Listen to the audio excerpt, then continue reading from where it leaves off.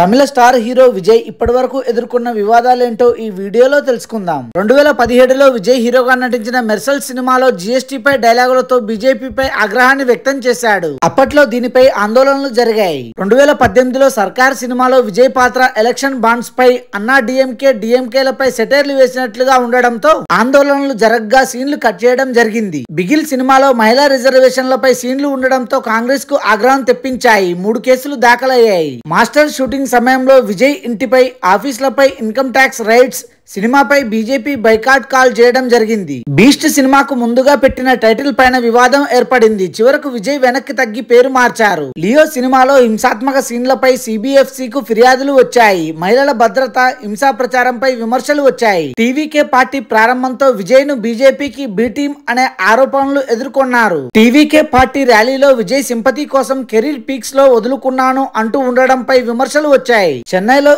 ఇఫ్తార్ event లో ముస్లింలను అగౌరవం చేశాడని తమిళనాడు సున్నత్ జమాత్ సంఘం ఫిర్యాదు చేసింది. విజయ్ సినిమాల్లో మాస్టర్, బీస్ట్ లో ముస్లిం వ్యతిరేకంగా తీశారని ఆయనకు వ్యతిరేకంగా ఫత్వా ఫిర్యాదు చేసింది. Thanks for watching this video. For more interesting videos please do subscribe.